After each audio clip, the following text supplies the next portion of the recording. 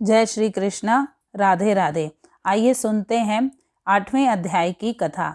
नारद जी ने कहा, हे राजन, अब मैं कार्तिक मास के इस व्रत की उद्यापन विधि बताता हूँ, सुनिए। व्रती को चाहिए कि कार्तिक मास में शुक्ल पक्ष की चतुर्दशी को व्रत के संपूर्ण फल की प्राप्ति के लिए तथा विष्णु भगवान की प्रसन्नता के लिए उद्यापन करें। तुलसी के ऊपर चंदोवा बनावें, बंधन वार व फूलों से सुसज्जित करें, चंवर से सुशोभित मंडप बनाएं, चारों दरवाजों पर मिट्टी से बने हुए पुण्यशील, सुशील, जय और विजय 4 द्वारपालों को अलग अलग बिठाएं। तुलसी की जड़ों में 4 रंग द्वारा सर्वतोभद्र चक्कर बनावें। उसके ऊपर 5 रत्न नारियल रखें और शुद्ध वस्त्र से कलश को ढकें। फिर विष्णु भगवान का पूजन करें। द्वादशी को विष्णु जागे थे, त्रयोदशी को देवताओं ने उनके दर्शन किए थे, चतुर्दशी को देवताओं ने उनका पूजन किया था, इसलिए विष्णु का उद्यापन की पूजा की जाती है। उस दिन संयम तथा शांत चित्त से व्रत करना चाहिए। अपने गुरु की मूर्ति बनाकर षोडशोपचार तथा विविध नैवेद्य आदि से पूजन करें। विविध प्रकार के वाद्यों के साथ कीर्तन उस रात्रि में जागरण करें। जो प्राणी श्रद्धा पूर्वक भगवान का कीर्तन करते हैं, उन लोगों के 100 जन्मों के पाप धुल जाते हैं। जो व्यक्ति भगवान का नियमित जागरण करके रात भर कीर्तन करते हैं, उनको असंख्य गोदान का फल मिलता है। जो लोग भगवान की मूर्ति के सामने नृत्य गान करते हैं, उनके अनेक जन्मों के एकत्रित पाप नष्ट हो जाते हैं।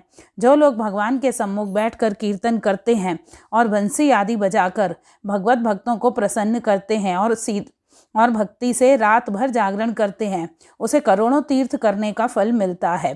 पूर्णमासी को अपनी पत्नी सहित वेद पाठी ब्राह्मणों को, क्या केवल एक ही श्रेष्ठ ब्राह्मण को उसकी पत्नी सहित बुलाएं और उन्हें खीर आदि का मधुर भोजन कराएं और यथाशक्ति दक्षिणा दें, क्योंकि पूर्णमासी को ही भगवान ने अपने भक्तों को वरदान दिया था और मत्स्य रूप धारण किया था। इसलिए उस दिन जो दान, हवन, जप आदि भगवान विष्णु के निमित्त किया जाता है, वह अक्षय फल को देने वाला होता है।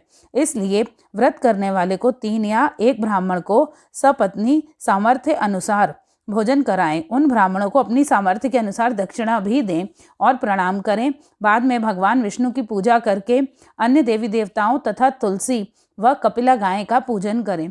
व्रत की कथा सुनाने वाले गुरु तथा उपरोक्त ब्राह्मणों को वस्त्राभूषण आदि से पूजन करके उनसे क्षमा प्रार्थना इस प्रकार करें। आप सब लोगों की अनुकंपा से मुझ पर भगवान सदा प्रसन्न रहें। इस व्रत को करने से मेरे 7 जन्मों के किए हुए पाप नष्ट हो जाएं और मेरी संतान चिरंजीवी हो। इस पूजा के द्वारा मेरी सभी इच्छाएं पूर्ण हो। मेरी मृत्यु होने के बाद मुझे अतिशय दुर्लभ विष्णु लोक प्राप्त हो।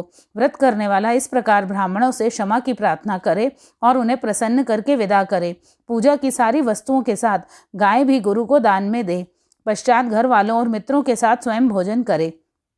कार्तिक और माघ मास के उद्यापन के नियम इसी प्रकार बताए गए हैं। इसी तरीके से जो प्राणी कार्तिक मास का व्रत और उद्यापन करता है, वह पाप रहित होकर मनवांछित कामनाओं को प्राप्त करता है। कथा समाप्त।